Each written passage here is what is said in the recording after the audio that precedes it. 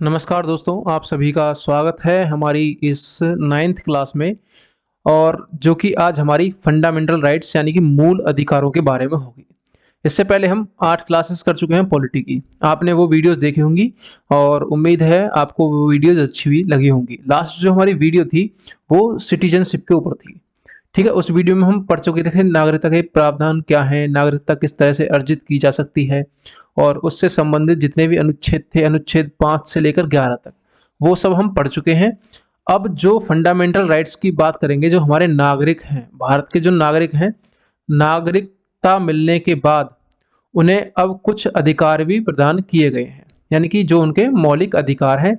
मौलिक अधिकार क्या हैं? ये राज्य के खिलाफ व्यक्ति को प्राप्त गारंटी है। एक तरीके से राज्य की तानाशाही ना बढ़े, इस वजह से लोगों को मूल अधिकार दिए जाते हैं। ठीक है, तो अब हम मूल अधिकारों के बारे में थोड़ी सी उनकी डेफिनेशन भी जानेंगे और फिर इनके बारे में बेसिक फैक्ट क्या हैं, जो हमारे भारत के संविधान में इनके क्या उल्लेख हैं, इन सबको हम आज देखने वाले हैं पूरी डिटेल में। देखिए, जो मूल अधिकार हैं हमारे, वो व्यक्ति के भौतिक भौतिक के अंतर्गत सामाजिक, आर्थिक और राजनीतिक 3 प्रकार के और नैतिक विकास हेतु आवश्यक हैं। सामाजिक विकास, जहाँ पे समाज में लोगों को एक बराबर लाना, ये भी मौलिक अधिकार प्रदान करते हैं हमें। जैसे कोई कुछ कास्ट के लोग हैं जिनकी जो रिप्रेजेंटेशन है वो कम है भारत में किसी भी क्षेत्र में, तो उन्हें आगे बढ़ाने के लिए उन्हें आरक्षण भी प्रदान किया गया है।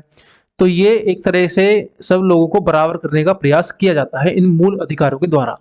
मूल अधिकार क्या है? ये एक तरह से ये सभी को मिले होते हैं, ये ऐसा नहीं है किसी व्यक्ति विशेष को मिले होंगे, ये भारत के प्रत्येक नागरिक को मिले हुए हैं। लेकिन कुछ के साथ इनमें युक्ति युक्त प्रबंध है और उन्हें हम देखने वाले हैं। कहाँ पर कुछ थोड़ी बहुत रेस्ट्रिक्शंस आ जाती हैं, उन्हें भी हम देखने वाले हैं। ठीक है, तो अगर हम सीधी सीधी बात करें तो ये राज्य के खिलाफ व्यक्ति की आज़ादी को सुनिश्चित करते हैं। ये जो मूल अधिकार हैं, राज्य के खिलाफ व्यक्ति, जो हम व्यक्ति हैं, नागरिक हैं हमारे देश के, उनकी आज़ादी को सुनिश्चित करते हैं। एक प्रकार से हमें फ्रीडम प्रदान करते हैं। ठीक है, ये हो गए आपके मूल अधिकार।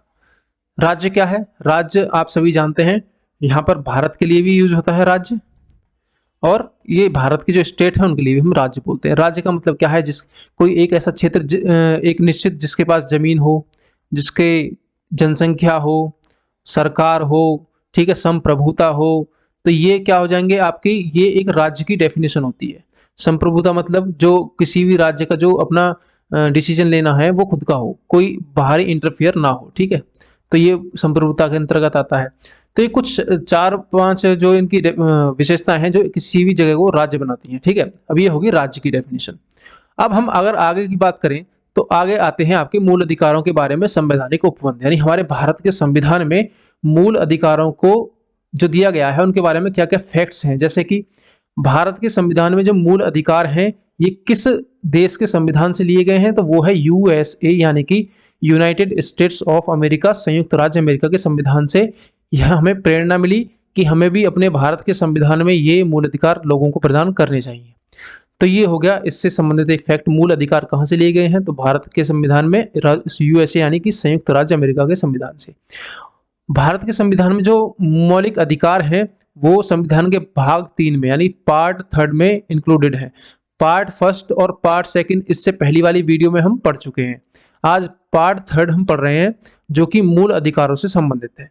इसमें इनका उल्लेख 12 से लेकर 35 तक है, 12 अनुच्छेद से लेकर 35वें अनुच्छेद तक है, जबकि 5 से 11 हम अभी पिछले बार में सिटीजनशिप यानी कि नागरिकता के बारे में पढ़ चुके हैं। ठीक है, तो 12 से 35 तक इनका उल्लेख मिलता है, किनका? मूल अधिकारों का, संविधान के भाग 3 में। अगर नेक्स्ट की बात करें तो संविधान के जो ये मूल अधिकार है संविधान में जो लोगों को प्रदान किए गए हैं, ये न्यायोचित प्रकृति के हैं। न्यायोचित प्रकृति मतलब इन्हें न्यायालय द्वारा संरक्षण प्राप्त है। यदि राज्य आपके मूल अधिकारों का हनन करता है तो हम इसके खिलाफ कहाँ? सुप्रीम कोर्ट और हाई कोर्ट, किसी भी स्टेट का हाई कोर्ट और सुप्रीम कोर्ट में जा सकते हैं इनको लेकर। सुप्रीम कोर्ट और हाई कोर्ट इन्हें लेकर एक रिट दायर करेगा, रिट जारी करेगा, तो वहाँ आपके मूल अधिकारों का संरक्षण प्राप्त है। कहाँ पर? आपके न्यायालय में, न्यायालय द्वारा इन्हें संरक्षण प्राप्त है। अगर इनका हनन होता है तो आप इनमें से हाई कोर्ट या सुप्रीम कोर्ट जा सकते हैं। नेक्स्ट कि अब बात करें कि हमारे संविधान में कुल कितने मौलिक अधिकार हैं जो मूलतः थे, जब संविधान बनाया गया था तो 7 जो थे वो मौलिक अधिकार थे। अब वर्तमान में 6 हैं। एक जो मौलिक अधिकार था जिसका नाम था संपत्ति का अधिकार, देखो यहाँ दिख रहा होगा, ये रहा संपत्ति का अधिकार। इस अधिकार को 44वें संविधान संशोधन 1978 द्वारा, जब मोरारजी देसाई की सरकार आई थी तो ये प्रथम गैर कांग्रेसी सरकार थी, इन्होंने इस संपत्ति के अधिकार को हटाकर इसे विधिक अधिकार यानी कानूनी अधिकार बना दिया गया था। ये अब फंडामेंटल राइट्स के अंतर्गत नहीं आता है और यह अब 300A यानी 300A आर्टिकल इसका अब कौन सा हो गया, 300A। वैसे इसका जो आर्टिकल था वो सबसे पहले आर्टिकल 31 था। तो आपको याद रखना है कि इसे मूल अधिकार की श्रेणी से हटा दिया गया है। नेक्स्ट, अब ये डेफिनेशन थी जो मैं आपको बता चुका हूँ, ठीक है। ये क्या है, मूल अधिकार व्यक्ति को राज्य के कठोर नियमों के प्रति सचेत करता है। वह सशक्त नागरिक का निर्माण करने में सहायता करता है जिससे वे सरकार की दमनकारी नीतियों के खिलाफ विरोध दर्ज कर सके। अगर लोगों को अगर मूल अधिकार यानी फंडामेंटल राइट्स नहीं दिए जाएंगे तो सरकार तानाशाह भी बन सकती है, ठीक है। उसी तानाशाही को रोकने के लिए लोगों को मौलिक अधिकार प्रदान किए गए हैं, ठीक है। क्या क्या प्रावधान है, किस तरह के मौलिक अधिकार प्रदान किए गए, हमें उन सब के बारे में पढ़ने वाले हैं। देखिए, संविधान में जो हमारे वर्णित मूल अधिकार हैं 6 हैं। नंबर 1 समानता का अधिकार, नंबर 2 स्वतंत्रता का अधिकार, नंबर 3 शोषण के विरुद्ध अधिकार, धर्म की स्वतंत्रता का अधिकार, नंबर 5 संस्कृति और शिक्षा संबंधी अधिकार, और नंबर 6 है आपका संवैधानिक उपचारों का अधिकार। समानता का अधिकार जो आर्टिकल 14 से 18 तक है। समानता का अधिकार 14 आर्टिकल से लेकर 18 आर्टिकल तक, यानी इसमें कुल 5 आर्टिकल्स हैं। नेक्स्ट की बात करें तो स्वतंत्रता का अधिकार जो है वो 19 से लेकर 22 तक है, यानी आर्टिकल 19 से लेकर 22 तक लोगों की स्वतंत्रता के बारे में जो अधिकार प्रदान किए गए हैं लोगों को, उनके बारे में यहाँ पर वर्णन किया गया है। नेक्स्ट की अगर बात करें, शोषण के विरुद्ध अधिकार, यानी कि लोगों का, बच्चों का शोषण ना हो, शोषण के विरुद्ध जो अधिकार प्रदान किए गए हैं लोगों को, वो आर्टिकल 23 और 24 इन दोनों में प्रदान किए गए हैं। नेक्स्ट की बात करें, धर्म की स्वतंत्रता का अधिकार जो है वो 25 से लेकर 28 तक, 25, 26, 27 और 28, यहाँ 4 आर्टिकल हैं। फिर आता है संस्कृति और शिक्षा संबंधी अधिकार। अपनी संस्कृति को बचाए रखने के लिए लोगों के क्या क्या प्रयास कर सकते हैं, लोग किन संस्थानों की स्थापना कर सकते हैं, इन सब के बारे में जो डिटेल बताया गया है वो यहाँ पर बताया गया है। किसमें, आर्टिकल 29 से लेकर आर्टिकल 39 तक, यानी कि 2 जो आर्टिकल आपके वो यहाँ पर संस्कृति और शिक्षा संबंधी अधिकारों पर यहाँ पर वर्णन मिलता है संविधान में। अब लास्ट जो है वो है संवैधानिक उपचारों का अधिकार। संवैधानिक उपचारों का जो अधिकार है, राइट टू रेमेडियल, ये क्या है, इसमें अनुच्छेद 32 के तहत हमें ये पावर दी गई है कि अगर हमारे मूल अधिकारों का हनन किसी भी राज्य यानी भारत राज्य जो है, राज्य द्वारा हमारे मौलिक अधिकारों, या फिर स्टेट गवर्नमेंट है, कोई भी आ सकता है इसमें, राज्य की परिभाषा मैं आपको बता चुका हूँ, इनके द्वारा हमारे मौलिक अधिकारों का हनन होता है, यानी उनके मौलिक अधिकारों में कमी की जाती है, तो हम इस आर्टिकल 32 के तहत सीधे हाई कोर्ट या सुप्रीम कोर्ट जा सकते हैं। हाई कोर्ट और सुप्रीम कोर्ट हम जा सकते हैं और वहां जिस प्रकार का हनन होगा वहां हम 5 प्रकार के रिट जारी करवा सकते हैं। वहां पर 5 प्रकार के रिट की यहाँ पर प्रावधान है। इन 5 प्रकार के रिट में हम नेक्स्ट वीडियो में पढ़ने वाले हैं। आज की वीडियो ज़्यादा लंबी ना हो क्योंकि यहाँ पर मैंने आर्टिकल्स भी थोड़े डिटेल में बताए हैं, तो आपको आज आर्टिकल्स देखने हैं, इसके बाद आपकी रिट की वीडियो होगी। रिट के बाद कुछ निवारक निरोध संबंधी जो इतिहास है यानी प्रिवेंटिव डिटेंशन है उसके संबंध में अगली वीडियो होगी। ये 3 वीडियो इन मौलिक अधिकारों से ही होंगी। मौलिक अधिकार की आज मेन वीडियो है, उसके बाद आपकी संवैधानिक उपचारों का अधिकार यानी रिट के संबंधित में होगी, फिर आपकी निवारक निरोध यानी आर्टिकल ये 22 से संबंधित है, आर्टिकल 22 से संबंधित है आपकी, इससे नेक्स्ट तीसरी वीडियो, ठीक है। तो ये आपके हो गए संवैधानिक उपचारों का अधिकार। अब एक एक करके जो हम पढ़ने वाले हैं वो है पहले सबसे राइट टू इक्वलिटी यानी समानता का अधिकार। समानता का अधिकार में मैंने आपको बताए थे 5 आर्टिकल्स हैं। जो आपका पहला आर्टिकल है वो है आर्टिकल 14 विधि के समक्ष समानता, यानी कि कानून के समक्ष सभी समान होंगे। कानून के समक्ष सभी समान होंगे। कुछ अपवाद भी हैं जैसे राष्ट्रपति हैं और राज्यपाल हैं, ये यहाँ पर अपवाद हैं, ये इनके लिए कानून आम लोगों की तरह नहीं हो सकते, ठीक है। तो ये आपका आर्टिकल 14 हो गया। नेक्स्ट की बात करें, आर्टिकल 15 है। आर्टिकल 15 में क्या कहा गया है, किसी भी व्यक्ति को धर्म, उसके मूल वंश, जाति, लिंग या जन्म स्थान, इनके आधार पर कोई भी व्यक्ति या राज्य इनमें भेदभाव नहीं करेगा। किसके अनुसार, धर्म के आधार पर, मूल वंश के आधार पर, जाति के आधार पर, लिंग के आधार पर और जन्म स्थान के आधार पर। ऐसा नहीं है कि मेल है तो उसके साथ हम भेदभाव करेंगे किसी भी चीज़ को लेकर। यहाँ पर भेदभाव नहीं होगा, लिंग के आधार पर भी, जाति के आधार पर भी नहीं होगा, मूल वंश के आधार पर। लेकिन इसके भी कुछ अपवाद हैं, उन्हें भी हम पढ़ने वाले हैं। अपवाद जैसे जैसे स्थानीय स्वशासन है, स्थानीय स्वशासन में महिलाओं को आगे बढ़ाने के लिए 33% आरक्षण की बात की गई है, क्योंकि उनका प्रतिनिधित्व यहाँ पर कम है, तो उन्हें आगे लाने के लिए यहाँ पर 33% आरक्षण की बात की गई है, जो भेदभाव, एक तरह से भेदभाव ही दिखाता है, लेकिन ये क्या है, इनके उत्थान के लिए है। आर्टिकल 15 ये हो गया। आर्टिकल 16 की बात करें तो लोक नियोजन के विषय में अवसर की समानता, यानी पब्लिक एम्प्लॉयमेंट। लोक नियोजन क्या है? पब्लिक एम्प्लॉयमेंट है। इस पब्लिक एम्प्लॉयमेंट के बारे में सभी को समान अवसर प्रदान किए जाएंगे। लेकिन यहाँ पर भी एक अपवाद आता है आरक्षण का। जो आरक्षण यहाँ पे प्रदान किया गया है आर्टिकल 16 के पैरा 4 में दिया गया है, जो पिछड़ी हुई जातियां हैं, पिछड़े लोग हैं, पिछड़े वर्ग हैं, उन्हें मेन स्ट्रीम में लाने के लिए, जो मुख्य धारा है उसमें लाने के लिए आरक्षण प्रदान किया जाएगा। ठीक है, तो इसमें यहाँ पर इसकी बात की गई। कुछ अपवाद यहाँ पे भी एक अपवाद। नेक्स्ट की बात करें तो अस्पृश्यता का अंत, यानी कि एबोलिशन ऑफ अनटचेबिलिटी, यानी अनटचेबिलिटी जो होगी यहाँ पर वो दंडनीय अपराध है। ठीक है, ये हो गया। आर्टिकल 18 आपका उपाधियों का अंत होगा। कोई भी टाइटल लोगों को नहीं दिया जाएगा। टाइटल का मतलब, अगर किसी को टाइटल दिया जाता है, जैसे पहले राजा महाराजाओं को दिए जाते थे, तो वो एक तरह से लोगों में क्या था, भेदभाव उत्पन्न करने वाली बात हो गई। किसी व्यक्ति विशेष को उपाधि दे दी गई, और आदमी, जबकि प्रत्येक व्यक्ति आपस में सब बराबर है, सभी के समान समानता का व्यवहार होगा, तो इस वजह से यहाँ पर टाइटल्स भी खत्म कर दिए गए। ये हो गए आपके समानता के अधिकार के अंतर्गत आने वाले आर्टिकल्स। अब इनके बारे में अगर हम डिटेल से देखें, सबसे पहली बात आती है हमारी आर्टिकल 14 की, जिसमें कुछ बातें हैं विधि के समक्ष समानता और विधियों के समान संरक्षण। पहले आर्टिकल पढ़ने से पहले हम दो शब्द हैं यहाँ पर, विधि के समक्ष समानता और विधियों के समान संरक्षण। विधि के समक्ष समानता जो बात है, ये ली गई है आपकी ग्रेट ब्रिटेन से, यानी कि ग्रेट ब्रिटेन के कॉन्स्टिट्यूशन से ये विधि के समक्ष समानता ली गई है। और विधियों के समान संरक्षण जो विचार है, ये कहाँ से लिया गया है? ये आपका यूएसए से लिया गया है। अब इन दोनों में अंतर क्या है? अंतर ये है कि विधि के समक्ष समानता, जो कानून है, कानून के लिए सभी बराबर होंगे, कोई छोटा या बड़ा नहीं होगा। ठीक है, जो कानून बना दिया गया वही सर्वोपरि है।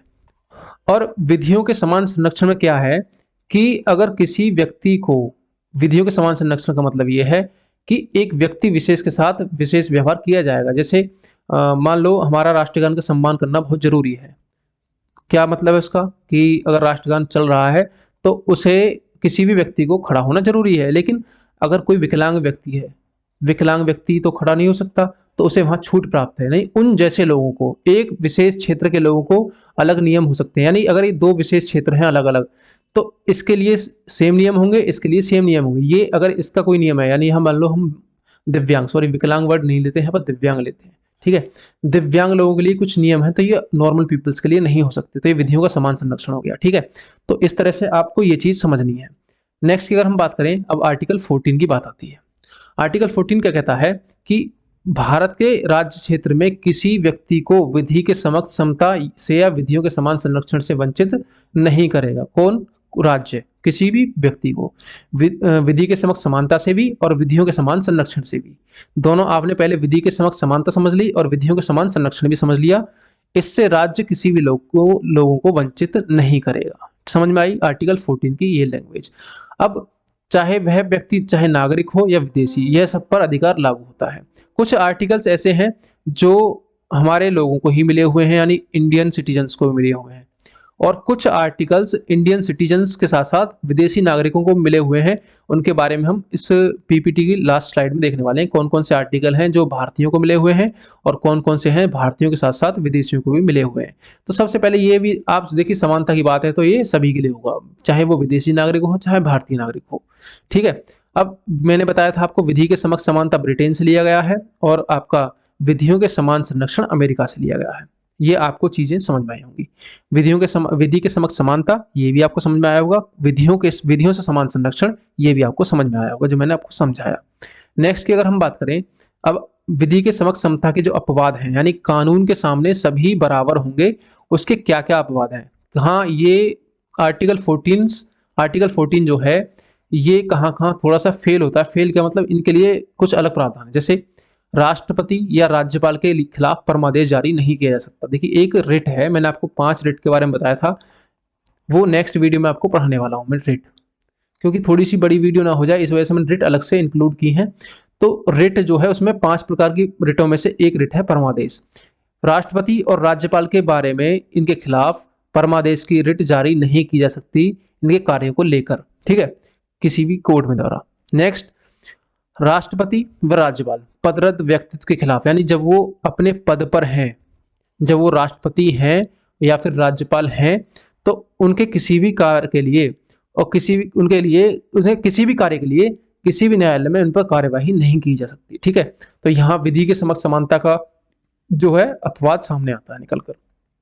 नेक्स्ट, ये आर्टिकल जो है आपका 361 के तहत है, यानी कि राष्ट्रपति व राज्यपाल के पदरत दायित्व के खिलाफ किसी भी न्यायालय में कार्रवाई नहीं की जा सकती, यानी पद पर रहते हुए उसने जो भी कार्य किया है उस कार्य को हम सुप्रीम कोर्ट या हाई कोर्ट में चुनौती नहीं दे सकते कि गलत है या सही है। समझ में आया, आर्टिकल 361 के तहत। नेक्स्ट की बात करें, यह है विदेशी राजनयिकों, यानी कि जो विदेशी जो दूत होते हैं, शासकों, संयुक्त राष्ट्र संघ व उसकी एजेंसियों को भारतीय न्यायालयों की सिविल एवं आपराधिक अधिकारिता से मुक्त कर सकता है। यानी इन लोगों पर जो विदेशी एम्बेसडर्स हैं, शासक हैं, यानी कि दूसरे राष्ट्रपति, प्रधानमंत्री, किसी अन्य देश के, संयुक्त राष्ट्र संघ यानी यूनाइटेड नेशंस की जो अंग हैं जितने भी, उनकी एजेंसियां हो गई, IMF और वर्ल्ड बैंक वगैरह, इनसे संबंधित जितने भी हैं, इन पर भारतीय न्यायालयों में कोई भी केस दायर नहीं किया जा सकता। समझ में आया, ये भी कुछ कानून से अलग हो गई चीजें। राष्ट्रपति राज्यपाल पहले अलग हो गई, ये भी चीजें अलग हो गई। अगर नेक्स्ट की बात करें तो भारत में सांसदों को अनुच्छेद 105 के तहत और विधायकों को अनुच्छेद 194 के तहत विशेषाधिकार प्राप्त है। विशेषाधिकार प्राप्त क्या है? देखिए, जैसे संसद में सांसदों द्वारा कही गई किसी भी बात को, उनके किसी भी बात के लिए उनको न्यायपालिका के प्रति जवाबदेही नहीं होना पड़ता है। यानी कि अगर उन्होंने न्यायपालिका में अपनी विधायिका में यानी संसद में कोई भी बात कही, उस बात को लेकर कोई भी व्यक्ति उन पर केस नहीं कर सकता, ठीक है। वो उस बात के लिए न्यायालय में जवाबदेह नहीं होंगे, वहां पर आप कुछ भी बोल सकते हैं। और इन्हें कुछ विशेषाधिकार और प्राप्त हैं, जैसे संसद का अगर सत्र चल रहा हो तो उस सत्र के दौरान सांसद जो होते हैं, उन सांसदों को गिरफ्तार भी नहीं किया जा सकता। समझ में आया? तो ये जो है आप इनकी कुछ विशेषाधिकार हैं जो कानून से इन्हें थोड़ा सा अलग कर देते हैं, ठीक है। ये विधि के समक्ष यानी कानून के समक्ष समानता के कुछ अपवाद हो गए। अगर आगे बात करें, अब बात आती है आर्टिकल 15। आर्टिकल 15 क्या कहता है कि धर्म, मूलवंश, जाति, लिंग या जन्म स्थान के आधार पर विभेद नहीं किया जाएगा। यानी किसी भी व्यक्ति के साथ धर्म के आधार पर, मूलवंश के आधार पर, जाति के आधार पर, लिंग के आधार पर और जन्म स्थान के आधार पर विभेद नहीं करेगा कोई भी राज्य। समझ में आया? आर्टिकल 15 ये कहता है। और इसके अपवाद कौन कौन से हैं? देखिए, राज्य को अनुमति होती है कि वे बच्चों या महिलाओं के लिए विशेष व्यवस्था करे। देखिए, यहाँ पर एक लिंग के आधार पर विभेद हो गया, फीमेल एंड चिल्ड्रन। यहाँ बच्चे और महिलाएं आ गई, यहाँ पर हम लिंग के आधार पर विभेद कर रहे हैं, क्योंकि जैसे उदाहरण के तौर पर हम देखें, स्थानीय निकायों में महिलाओं के लिए आरक्षण और बच्चों के लिए निःशुल्क शिक्षा। ये जो शिक्षा है, निःशुल्क शिक्षा, ये 6 से 14 वर्ष तक भारत में अभी अप्लाई है, फ्री है। तो ये जरूरी नहीं है कि जब बच्चों को दी गई है तो आकर कोई भी एक ग्रेजुएशन करने वाला व्यक्ति कहे कि मुझे भी फ्री शिक्षा प्रदान की जाए। नहीं हो सकता, क्योंकि बच्चों और महिलाओं को आगे लाने के लिए ये कहीं ऐसा ना हो शिक्षा की मेन स्ट्रीम से टूट जाएं, तो इसी वजह से इन्हें अधिकार प्रदान किया गया कि ये फ्री एजुकेशन प्राप्त करें इस 6 से लेकर 14 साल तक, ठीक है। तो ये कुछ अपवाद मिलेंगे आपको, ये लिंग के आधार पर विभेद हो गया, ठीक है। राज्य को अनुमति है कि वह सामाजिक और शैक्षणिक रूप से पिछड़े वर्गों और अनुसूचित जाति एवं जनजाति के विकास के लिए कोई विशेष उपबंध करे, ठीक है। यहाँ पर यह भी कहा गया कि पिछड़े वर्ग के जो लोग हैं उनके लिए, अनुसूचित जाति वाले लोगों के लिए और जनजाति वाले लोगों के लिए कुछ विशेष प्रबंध करे, जो कि ये समाज की मुख्य धारा में जुड़ सके।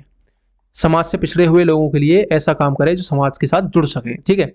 तो यहाँ पर क्या हो गया? जाति के आधार पर विभेद हो गया। तो यहाँ पर कुछ अपवाद हैं, लेकिन ये अपवाद भी उन्हें इक्वल लाने के लिए है, ठीक है। तो ये आर्टिकल 15 की बात हो गई। आर्टिकल 16 की बात करें हम, तो आर्टिकल 16 क्या कहता है? लोक नियोजन में के विषय में अवसर की समानता, यानी कि पब्लिक एम्प्लॉयमेंट की बात करें। पब्लिक एम्प्लॉयमेंट में सभी के साथ सभी को समान अवसर प्रदान किया जाएगा। समझ में आया? लेकिन यहाँ पर भी आपको कुछ अपवाद मिलेंगे। देखिए, इसको इंग्लिश में क्या बोलते हैं? Equality of opportunity in matters of public employment. किसी भी नागरिक के साथ भेदभाव नहीं किया जा सकता। केवल धर्म, वंश, जाति, लिंग, जन्म स्थान या निवास स्थान के आधार पर राज्य के किसी भी रोजगार एवं कार्यालय के लिए अयोग्य नहीं ठहराया जाएगा। यानी कि जो व्यक्ति है उसे इन आधारों पर अयोग्य नहीं ठहराया जा सकता। जाति, लिंग, जन्म स्थान, धर्म, इनके आधार पर किसी भी व्यक्ति को पब्लिक एम्प्लॉयमेंट में अयोग्य नहीं ठहराया जा सकता। शैक्षणिक व्यवस्था में आप उसे अयोग्य ठहरा सकते हैं। मान लो उसके पास कोई डिग्री नहीं है और वो मिनिमम क्वालिफिकेशन है उस जॉब के लिए, तो यहाँ आप उसे मना कर सकते हैं जॉब के लिए, लेकिन इन आधारों पर उस व्यक्ति के साथ भेदभाव नहीं किया जा सकता। ठीक है, तो ये हो गया। अब यहाँ पर अगर हम अपवाद की बात करें तो राज्य जो है यहाँ पर कुछ विशेष पिछड़े वर्ग के लोगों को आरक्षण प्रदान करता है, यानी कि रिजर्वेशन की व्यवस्था है यहाँ पर। अब अगर आपसे पूछे रिजर्वेशन किस पार्ट में है, तो आर्टिकल 16 के पैरा 4 में, यानी कि 16(4) में रिजर्वेशन की बात की गई है। तो रिजर्वेशन क्यों दिया गया? क्योंकि जो पिछड़े हुए लोग हैं वो समाज की मुख्य धारा में जुड़ सकें, शिक्षा प्राप्त कर सकें, ठीक है, जॉब प्राप्त कर सकें। ये यहाँ पर आपको समझ में आया होगा आर्टिकल 16। ये बात हो गई आर्टिकल 16 के बाद। आर्टिकल 17 की बात करें तो आर्टिकल 17 जो है वो अनटचेबिलिटी से रिलेटेड है, यानी कि अस्पृश्यता का अंत, यानी एबोलिशन ऑफ अनटचेबिलिटी। इसके अंतर्गत संसद द्वारा 1955 में एक अस्पृश्यता निरोधक अधिनियम निर्माण किया गया इसका, और 1976 में इस अधिनियम का नाम संशोधित कर कर इसे सिविल अधिकार संरक्षण अधिनियम 1955 कर दिया गया। इसे याद रख लेंगे आप। इसके अनुसार अगर किसी भी व्यक्ति के साथ आप इस तरह से भेदभाव करते हैं, छुआछूत को फैलाते, मतलब छुआछूत जो है उस चीज को आप उस आधार पर भेदभाव करते हैं, तो ये जो है एक पनिशेबल ऑफेंस है, यानी कि आपको इसके लिए दंड भी दिया जा सकता है। ठीक है, ये होगी अनटचेबिलिटी। आर्टिकल 18 क्या कहता है आपका? यहाँ पर उपाधियों का अंत, यानी कि जो आपको टाइटल्स जितने भी हैं, जैसे महाराजाओं को टाइटल्स दिए जाते थे पुराने टाइम में, उस आधार पर टाइटल्स जो हैं यहाँ पर समाप्त कर दिए गए। अब किसी भी व्यक्ति विशेष को टाइटल नहीं दिया जा सकता, यानी उपाधि नहीं दी जा सकती। अब इसमें राज्य, सेना या विद्या संबंधी जो सम्मान है उनके अलावा कोई भी अन्य उपाधि प्रदान नहीं करेगा। ये राज्य सेना के सम्मान हो गए, जितने भी परमवीर चक्र वगैरह हैं, और सैन्य जितने भी पुरस्कार हैं ये हो गए, और कोई भी जैसे साहित्य संबंधित पुरस्कार हो गया, आपका साहित्य अकादमी पुरस्कार हो गया, ये प्रदान किए जाएंगे। लेकिन ऐसा नहीं है कि व्यक्ति जो है उन पुरस्कारों को, जैसे भारत रत्न मिला उसे, तो भारत रत्न को वो अपने नाम से पहले लिखेगा भारत रत्न, ये नहीं, अपने नाम से पहले भी उस पुरस्कार के नाम को हम यूज नहीं कर सकते। देखिए, भारतीय नागरिक विदेश राज्य से उपाधि नहीं ले सकता। नेक्स्ट, पद्म पुरस्कारों का पुरस्कार माना गया है, ना कि उपाधि। इस प्रकार के पुरस्कार प्राप्त व्यक्ति को नाम के उपसर्ग या प्रत्यय, यानी उपसर्ग मतलब पहले, प्रत्यय यानी बाद में, इनका प्रयोग करना मनाही है। समझ में आया? तो इसे हम अपने नाम के पास भी यूज नहीं कर सकते पद्म पुरस्कारों को। ठीक, नेक्स्ट अब बात करते हैं जो हमारा नेक्स्ट पोर्शन आया। पहले हम पढ़ चुके हैं समानता का अधिकार। सबसे पहले हमने पढ़ा समानता का अधिकार यानी राइट टू इक्वलिटी। अब बात आती है स्वतंत्रता का अधिकार, यानी राइट टू फ्रीडम। अब अगर राइट टू फ्रीडम की बात करें तो इसमें कौन कौन से अनुच्छेद आते हैं? सबसे पहले आर्टिकल 19। आर्टिकल 19 जो करता है हमें एक्सप्रेशन, फ्रीडम ऑफ एक्सप्रेशन देता है, यानी अभिव्यक्ति की स्वतंत्रता देता है। आर्टिकल 20 की बात करें तो अपराधों के लिए दोष सिद्ध के संबंध में संरक्षण। ये अभी हम डिटेल से पढ़ने वाले हैं एक एक आर्टिकल को, ठीक है। तो मैं एक थोड़ा सा ओवरव्यू दे रहा हूँ कि इस राइट टू फ्रीडम जो आपका पोर्शन है इस मौलिक अधिकार में, इसमें कौन कौन सी चीजें, कौन कौन से आर्टिकल आते हैं और क्या क्या उनकी प्रावधान है। अनुच्छेद 21 यानी आर्टिकल 21 प्राण एवं दैहिक स्वतंत्रता का संरक्षण।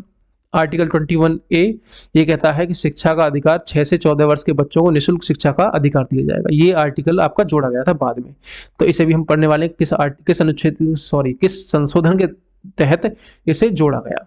नेक्स्ट की बात करें आर्टिकल 22। आर्टिकल 22 कहता है कि कुछ दशाओं में गिरफ्तारी और निरोध से संरक्षण, यानी गिरफ्तारी जो होती है, किसी व्यक्ति को गिरफ्तार कर लिया गया तो उनसे संरक्षण किस तरह से प्राप्त है, ये सब हम इसमें पढ़ने वाले हैं।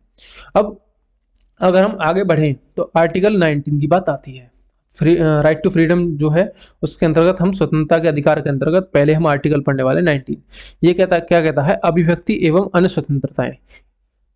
व्यक्ति की अभिव्यक्ति से संबंधित यहाँ पर 6 प्रकार की स्वतंत्रताएं दी गई हैं। कौन कौन सी स्वतंत्रताएं हैं? नंबर 1 भाषण और अभिव्यक्ति का अधिकार, यानी कोई व्यक्ति भाषण दे सकता है कहीं भी और अपने आप को एक्सप्रेस कर सकता है, ये हो गया। सेकंड जो आपका फ्रीडम है आपकी, वो शांतिपूर्ण एवं हथियार रहित सम्मेलन करने का अधिकार। समझ में आया?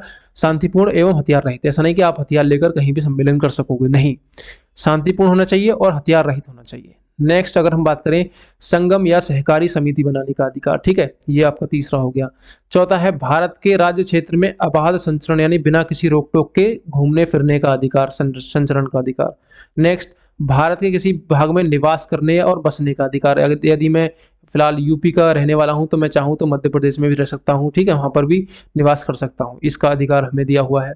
कोई भी वृत्ति, आजीविका या व्यवसाय करने का अधिकार, कोई भी व्यवसाय हम कर सकते हैं। ये एक तरीके से आपको 6 स्वतंत्रताएं आर्टिकल 19 में दी गई हैं, ये आपको चाहे तो याद कर सकते हैं, इतनी इंपॉर्टेंट है नहीं, वैसे पेपर के पॉइंट ऑफ व्यू से आप याद कर सकते हैं। चलो अब बात करें आर्टिकल 20 की। आर्टिकल 20 क्या है? अपराधों के लिए दोष सिद्धि के संबंध में संरक्षण, यानी कि इस आर्टिकल का संबंध जो है, यदि कोई व्यक्ति किसी भी अपराध के तहत पकड़ा गया तो उसमें एक प्रावधान ये दिया गया है कि किसी कानून को अतीतकालीन प्रभाव की तिथि से लागू नहीं कर सकते। जैसे एक व्यक्ति था, उसने कोई क्राइम कर दिया, इस क्राइम को करने के बाद उसे पकड़ लिया गया, लेकिन उस समय इस क्राइम के लिए कोई भी कानून नहीं था, कोई सजा का प्रावधान नहीं था। अब सरकार ने क्या काम किया कि एक कानून बना दिया और उस कानून को जब वो लागू करेगी तो जिस दिन वो कानून बना है उसी तिथि से लागू करेगी। ऐसा नहीं है कि उस व्यक्ति को जब ये कानून, जिस टाइम उसने कोई अपराध किया था, अगर उसके लिए कोई सजा का प्रावधान नहीं है तो वो सजा नहीं दी जा सकती। समझ में आया? अतीतकालीन तिथि से हम उसे लागू नहीं कर सकते किसी कानून को। जो कानून आज पास हुआ है वो आज से ही लागू होगा, पुराने टाइम से लागू नहीं होगा। तो समझ में आया होगा कि किसी कानून को अतीतकालीन प्रभाव से लागू नहीं कर सकते। दोहरे दंड से संरक्षण, यानी कि किसी भी व्यक्ति को एक अपराध के लिए 2 बार सजा नहीं दी जा सकती। अगर वो किसी भी अपराध के लिए एक बार सजा भुगत चुका है तो उसे दोबारा उसके लिए सजा नहीं दी जा सकती आर्टिकल 20 के तहत। देखिए इसका मैंने यहाँ पर दे लिख दिया, जैसे किसी व्यक्ति को एक ही अपराध के लिए एक बार से अधिक अभियोजित और दंडित नहीं किया जा सकता, ठीक है। और अपने ही विरुद्ध गवाही देने से संरक्षण है। क्या होता है कि कभी कभी प्रेशर डालकर अपने ही विरुद्ध उस व्यक्ति से गवाही दिलवा दी, ये ऐसा भी नहीं हो सकता। किसी भी व्यक्ति को अपने ही विरुद्ध गवाही देने के लिए प्रेशराइज नहीं किया जा सकता। ये हो गए आपके आर्टिकल 20 के अंतर्गत अपराधों के लिए दोष सिद्धि के संबंध में संरक्षण, किस तरह से इससे संरक्षण प्रावधान है अपराधों के लिए, ठीक है। नेक्स्ट अगर हम आर्टिकल 21 की बात करें, आर्टिकल 21 जो है वो इंपॉर्टेंट है। इसमें क्या है? किसी भी व्यक्ति को उसके प्राण एवं दैहिक स्वतंत्रता से विधि द्वारा स्थापित प्रक्रिया के अनुसार ही वंचित किया जा सकता है। समझ में आया? विधि द्वारा स्थापित प्रक्रिया का मतलब अभी हम आगे बताने वाले हैं आपको। देखिए कोई भी व्यक्ति है, उसे उसके प्राणों और उसकी दैहिक स्वतंत्रता से वंचित किया जा सकता है। ऐसा नहीं है कि उसे हमने वंचित नहीं कर सकते उसे। जैसे किसी को हमने फांसी दे दी हमारे देश ने, तो उसे देखो प्राणों से वंचित कर दिया गया, लेकिन क्या कैसे किया जाएगा? किसी कानून के अनुसार। ऐसा कोई कानून होगा जिस कानून के अनुसार उसे वंचित कर सकते हैं। ऐसा नहीं किसी को बिठाया, किसी को पकड़ लिया, ठीक है। तो क्या है इसमें ऐसा? मेनका गांधी बनाम भारत संघ 1978 में अनुच्छेद 21 की व्यापकता को बढ़ाकर इसमें क्या काम कहा? जीवन का अर्थ केवल जीवन जीने तक नहीं बल्कि मानवीय और गरिमापूर्ण जीवन जीने का अधिकार है। 21 के अंतर्गत मानवीय और गरिमापूर्ण जीवन जीने का अधिकार भी इसी के अंतर्गत आता है। अब साथ ही देखिए गोपनीयता का अधिकार, भोजन का अधिकार, रोजी रोटी का अधिकार, स्वच्छ पर्यावरण का अधिकार आदि इस अनुच्छेद में शामिल है। जैसे पर्यावरण प्रदूषण बढ़ रहा है, ठीक है, तो स्वच्छ पर्यावरण में जीना प्रत्येक व्यक्ति का अधिकार है। वो किसी भी जैसे जहां भी रहता हो उस राज्य से उम्मीद कर सकता है कि उस राज्य की सरकार उसे एक स्वच्छ पर्यावरण का माहौल प्रदान करेगी, अन्यथा ये इसका एक मौलिक अधिकार है। वो इसके हनन होने पर यदि उसे लगता है कि स्वच्छ पर्यावरण रहने के लिए नहीं मिल रहा तो वो हो सकता है कोर्ट भी चला जाए, ठीक है। तो ये भी एक सरकार का फर्ज बनता है कि लोगों को स्वच्छ पर्यावरण भी प्रदान किया जाए, रोजी रोटी का अधिकार, रोजगार संबंधी अधिकार भी हो गया, लोगों को रोजी रोटी पाने का भी अधिकार है, ये भी आपका मौलिक अधिकार है। भोजन का अधिकार भी आपका ये अधिकार है, ठीक है। भोजन के अधिकार के अंतर्गत ही आपको जो फ्री राशन वगैरह मिलते हैं, समझ में आया। और गोपनीयता का अधिकार, राइट टू प्राइवेसी, आपने सुना होगा अभी जल्दी में ही जोड़ा गया है। राइट टू प्राइवेसी जो है ये भी आपका एक अधिकार है, ठीक है। ये आपके हो गए 21 आर्टिकल से संबंधित। अगर हम बात करें नेक्स्ट की, तो हम बात आती है आर्टिकल 21 क की, यानी किस क की? इसमें क्या कहा गया है कि राज्य 6 से 14 वर्ष के बच्चों को अनिवार्य एवं निःशुल्क शिक्षा उस प्रक्रिया से प्रदान करेगा जिससे वह उचित समझे। लेकिन देनी कैसी है? निःशुल्क शिक्षा 6 से 14 वर्ष के बच्चों को जो उसके अपने स्कूल विद्यालय है यानी सरकारी गवर्नमेंट स्कूल्स में। ये होगा शिक्षा का अधिकार। इस शिक्षा के अधिकार को कब जोड़ा गया था? तो इसे 86वें संविधान संशोधन 86th कॉन्स्टिट्यूशनल अमेंडमेंट एक्ट के द्वारा इसे 2002 में जोड़ा गया था। तो आपको ये भी याद रखना है, ठीक है। ये आपका 21 क्या हो गया। अब अगर हम बात करें अनुच्छेद 22, इसमें क्या है? कुछ दशाओं में गिरफ्तारी और निरोध से संरक्षण, यानी कि गिरफ्तारी से संरक्षण हमें किस तरह से प्राप्त हो सकता है। देखिए इसके बारे में क्या है कि अनुच्छेद 22(1) क्या कहता है और 22(2) इसमें किसी व्यक्ति को सामान्य दंड विधि के अधीन गिरफ्तार करने पर उसके निम्न अधिकार बताए गए हैं। अगर किसी व्यक्ति को गिरफ्तार किया जा सकता है तो उसके कुछ अधिकार हैं जो उसे मिलने चाहिए। अपनी गिरफ्तारी को जानने का कारण 22 के अंतर्गत आता है ये। अपनी गिरफ्तारी को जानने का कारण, अपनी रुचि के वकील से मामला कोर्ट में प्रस्तुत करने का अधिकार। ये दो आपके मुख्य आप देख रहे हैं, ये आपके अधिकार हैं। अपनी गिरफ्तारी को जानने का भी अधिकार है आपको, और कोर्ट में अपनी पसंद का वकील भी आपको करने का अधिकार है। अब यहाँ पर कुछ दो शब्द आते हैं। एक तो आता है दंडात्मक निरोध, इसे बोलते हैं प्यूनिटिव डिटेंशन। एक आता है निवारक निरोध, निवारक निरोध इसे हम बोलते हैं प्रिवेंटिव डिटेंशन। देखिए ये आगे की वीडियो में बताने वाला हूँ, इससे संबंधित एक्ट वगैरह हैं जैसे मीसा हो गया, पोटा हो गया, ठीक है। इसे आगे की वीडियो में बताऊंगा, लेकिन आपको हल्का सा मैं बता दूं दंडात्मक निरोध क्या है। यदि किसी व्यक्ति ने कोई भी अपराध किया है तो उसके बाद विधि के द्वारा उसे सजा दी जाए, ये होगा आपका दंडात्मक निरोध, यानी उसे गिरफ्तार कर लिया गया, जेल में बंद कर दिया गया। लेकिन किसी व्यक्ति ने कोई अपराध नहीं किया और उसे गिरफ्तार कर लिया जाए, उसे बोलेंगे निवारक निरोध। मतलब इसका क्या है कि उसके गिरफ्तार ना होने से ये आशंका है कि अगर वो गिरफ्तार नहीं किया जा सकता तो कुछ ना कुछ गलत हो जाएगा। जैसे मान लो कोई आतंकवादी पकड़ लिया, या फिर कोई ऐसा व्यक्ति जो दंगे भड़का सकता है उसे भी पकड़ लिया। निवारक निरोध के अनुसार, निवारक निरोध क्या है? निरोध ये अपराध करना जरूरी नहीं है, उससे पहले भी गिरफ्तार किया जा सकता है, नजरबंद किया जा सकता है, लेकिन उसके लिए भी कुछ प्रबंध है, ठीक है। ये आपका प्रिवेंटिव डिटेंशन के अंतर्गत आता है निवारक निरोध। ये आपके हो गए। अब आगे हम निवारक निरोध से संबंधित कुछ कानून बने हैं, उससे भारत जब से आजाद हुआ उसके बाद से अब तक के उन कानूनों को अगली वीडियो में हम पढ़ने वाले हैं। इसके प्रिवेंटिव डिटेंशन से संबंधित आर्टिकल 22, ठीक है। अब आगे बात करें, अगर कोई भी व्यक्ति अगर उसे गिरफ्तार किया गया है तो 24 घंटों के अंदर मजिस्ट्रेट के समक्ष प्रस्तुति का अधिकार है उसे। ऐसा नहीं है कि आपने किसी व्यक्ति को गिरफ्तार कर लिया तो आप उसे अपने थाने में ही बंद करे रखेंगे पुलिस वाले, नहीं। 24 घंटे के अंतर्गत उसे मजिस्ट्रेट के समक्ष प्रस्तुत करना पड़ेगा। और इसमें 24 घंटों में देखिए एक तो अवकाश और एक यात्रा में लगा समय इंक्लूड नहीं होगा। ज्यादातर क्या होता है, जब पुलिस किसी व्यक्ति को उठाती है तो क्या काम करते हैं, वो सैटरडे को उठा लेते हैं। सैटरडे को उठा लिया, संडे को उनके पास रहेगा, फिर संडे का दिन काउंट नहीं होगा। 24 घंटे इसका मतलब 48 घंटे हो जाएंगे, ठीक है। तो इस तरह से भी करते हैं। तो ये हो गया आपका एक तरह से कुछ दशाओं में गिरफ्तारी के निरोध से संरक्षण। आर्टिकल 22 के तहत ही अगर और देखें हम तो कुछ शर्तें हैं इसके अंतर्गत। ये जो अधिकार है आर्टिकल 22, ये विदेशी शत्रु और निवारक नजरबंदी, मैंने बताया ना अभी प्रिवेंटिव डिटेंशन, उस प्रिवेंटिव डिटेंशन वाले व्यक्ति को प्राप्त नहीं है, यानी कि उसे 24 घंटे के अंतर्गत मजिस्ट्रेट को प्रस्तुत करना पड़ेगा। ये प्रिवेंटिव डिटेंशन और एक विदेशी शत्रु को नहीं प्राप्त, ठीक है। नेक्स्ट, टाडा, मीसा, पोटा, मकोका आदि निवारक नजरबंदी के तहत आते हैं। यानी ये कानून जो है ये प्रिवेंटिव डिटेंशन के अंतर्गत ही बनाए गए हैं। इनके तहत निवारक निरोध किया जा सकता है, इन्हें पकड़ा जा सकता है, नजरबंद किया जा सकता है। तो भारत में इसके माध्यम से गिरफ्तार व्यक्ति को 3 माह से अधिक रखने हेतु सलाहकारी बोर्ड की सिफारिश जरूरी होती है। यानी कि एक सलाहकारी बोर्ड बनाया जाएगा, उसके आधार पर ही उस व्यक्ति की आगे जो है वो प्रिवेंटिव उसकी डिटेंशन बढ़ाई जाएगी या नहीं, उसका निर्णय कौन लेता है? सलाहकारी बोर्ड लेता है। लेकिन मिनिमम हम उसे मैक्सिमम 3 महीने तक हम उसे रख सकते हैं निवारक निरोध में, ठीक है।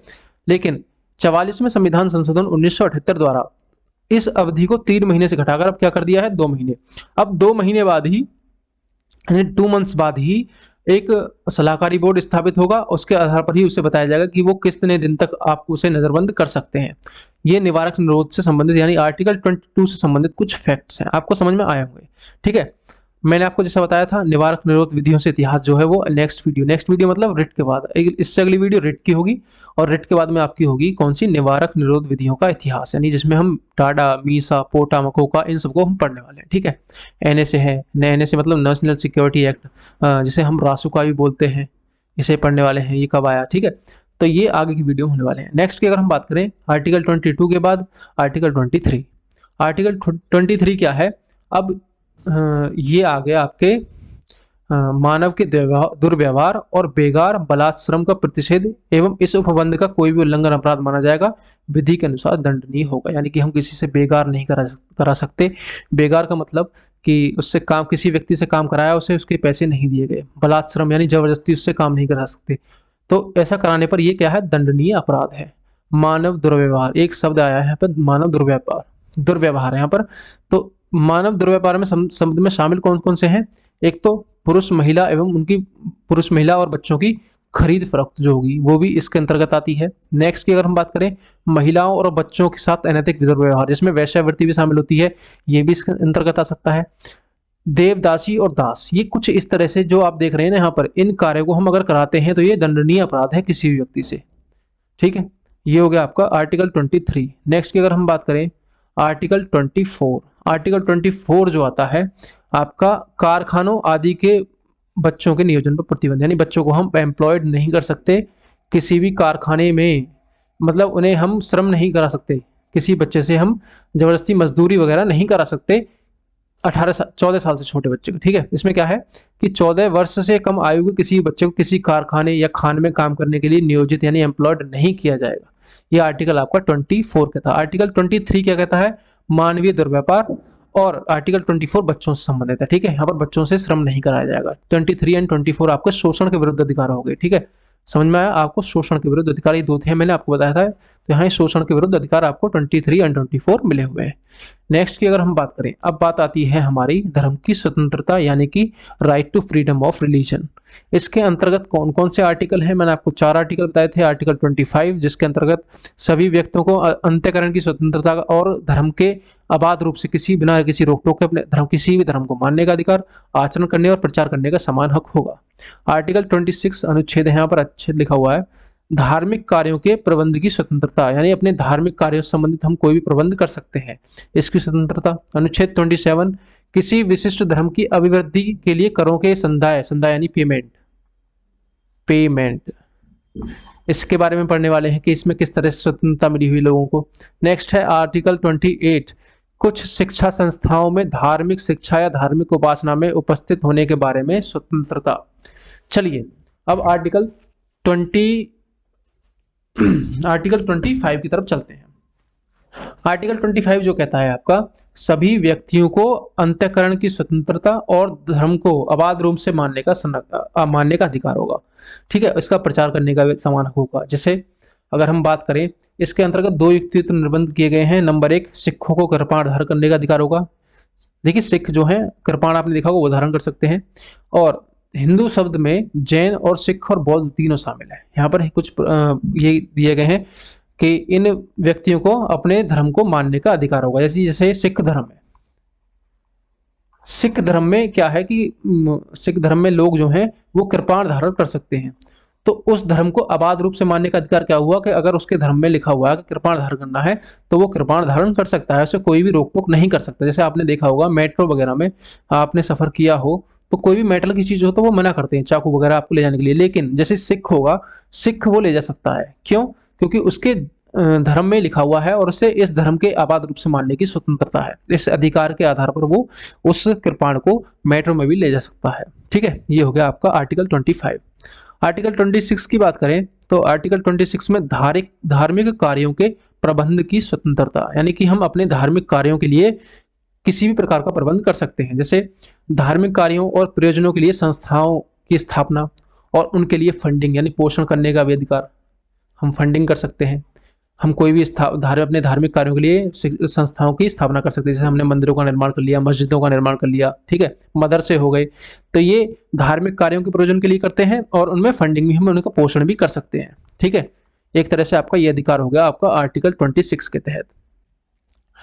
अपने धर्म विषयक कार्यों को प्रबंध करने का अधिकार, जैसा कि अभी बताया मैंने आपको, जंगम या स्थावर संपत्ति के अर्जन का और अधिकार। देखिए जंगम स्थावर मतलब एक तो स्थित और एक चल अचल संपत्ति हो गई, एक तरीके से उनके स्वामित्व का अधिकार हो गया। ठीक है, ऐसी संपत्ति विधि अनुसार प्रशासन करने का अधिकार, ऐसी संपत्ति का विधि अनुसार प्रशासन करने का अधिकार। ठीक है, आर्टिकल 26। आर्टिकल 27 की बात करें तो आर्टिकल 27 में क्या कहा गया है कि किसी विशिष्ट धर्म की अभिवृद्धि के लिए करों के संदाय यानी करों के पेमेंट के बारे में स्वतंत्रता। इसका मतलब क्या है कि किसी भी व्यक्ति को ऐसे करों के भुगतान करने के लिए बाध्य नहीं किया जाएगा। जैसे मान लो मैं ही हूं, अगर मुझे ऐसे टैक्सेस के लिए बाध्य नहीं किया जाएगा जिनके आगमन यानी जिनके टैक्स के आने से किसी धर्म की विशेष उन्नति के लिए व्यय किया जाता हो। यानी किसी भी धर्म की किसी विशेष धर्म की उन्नति के लिए अगर हमसे टैक्स लिया जाएगा तो मैं इसके देने के लिए बाध्य नहीं हूं, मैं टैक्स नहीं दे सकता ऐसा। ठीक है, तो ये हो गया आपका किसी विशेष धर्म की अभिवृद्धि के लिए करों के संदाय के बारे में स्वतंत्रता। मैं देना चाहूं दे सकता हूं, ना देना चाहूं ना दे सकता हूं, तो ये एक तरह से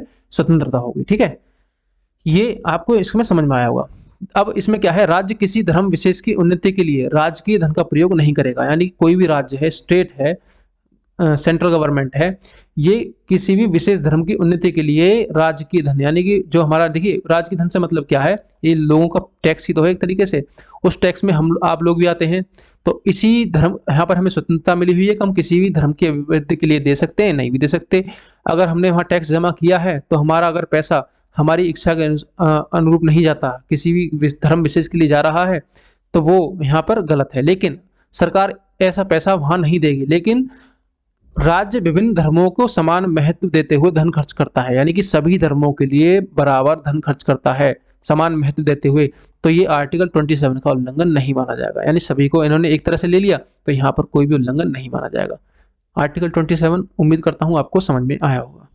नेक्स्ट, अगर हम आर्टिकल 28 की बात करें तो आर्टिकल 28 क्या कहता है कि कुछ शिक्षा संस्थाओं में धार्मिक शिक्षा या धार्मिक उपासना में उपस्थित होने की बारे में स्वतंत्रता।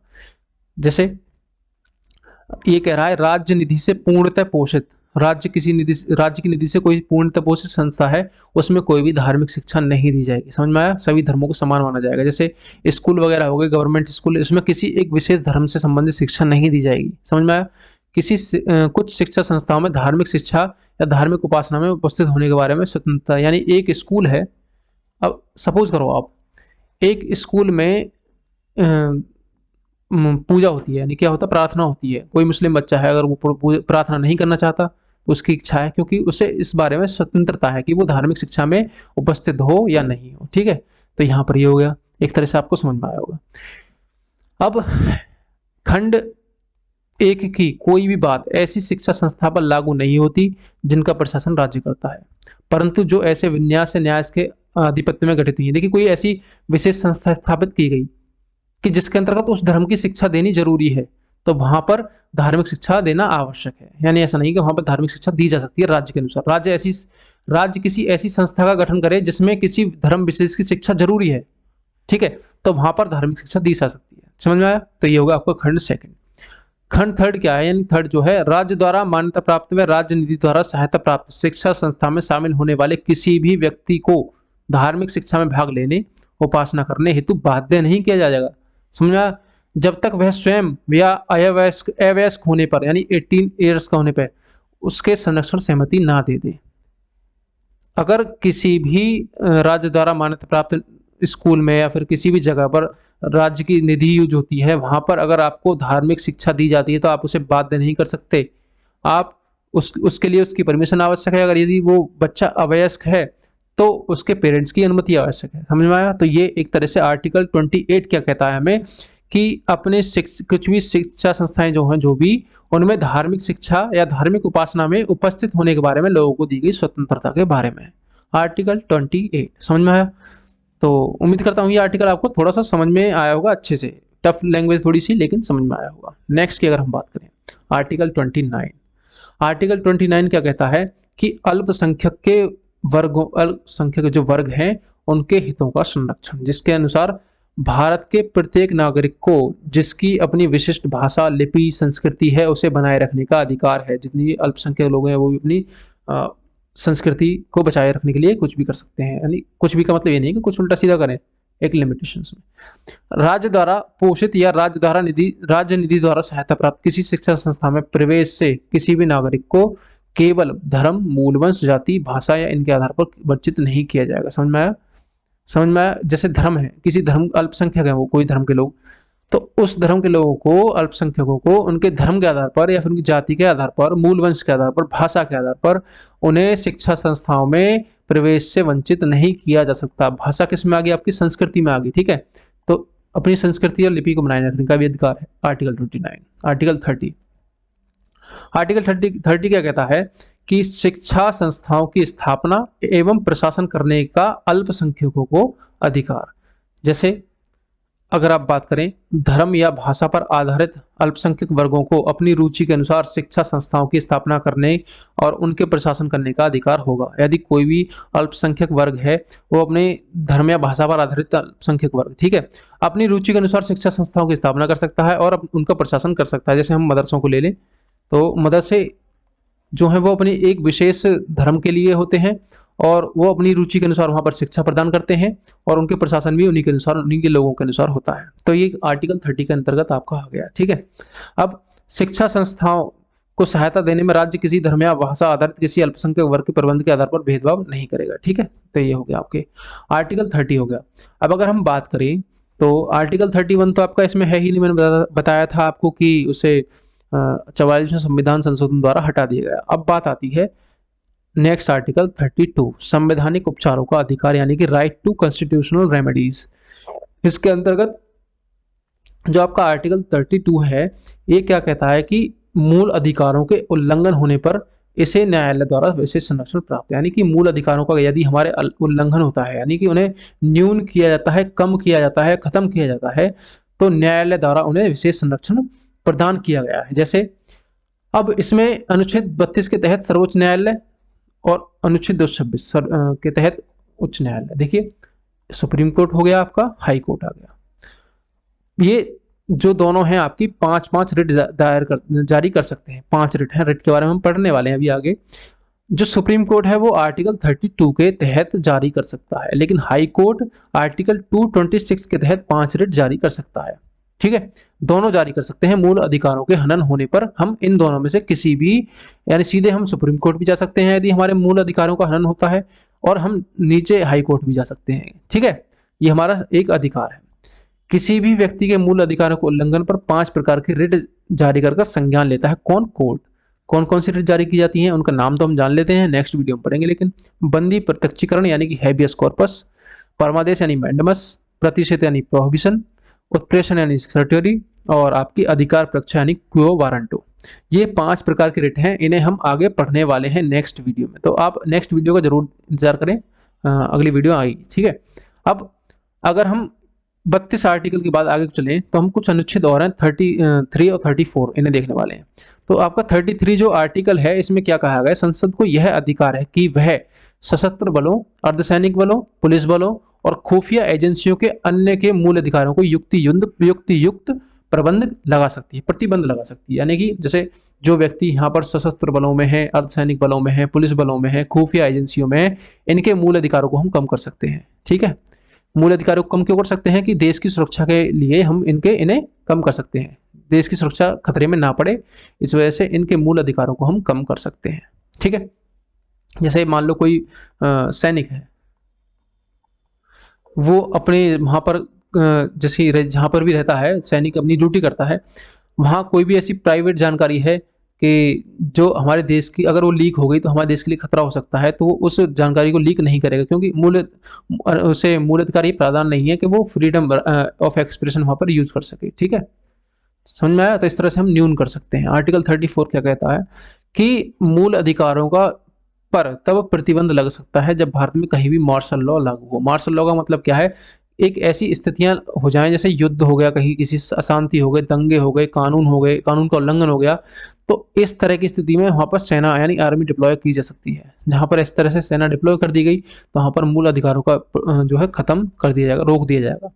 आप समझ में आया? अब कुछ आर्टिकल्स ऐसे हैं जो आपातकाल के दौरान भी खत्म नहीं होते। ठीक है, यानी इमरजेंसी अगर लगा दी गई तो उस इमरजेंसी के दौरान भी आपके आर्टिकल हैं जो आपके समाप्त नहीं होते हैं।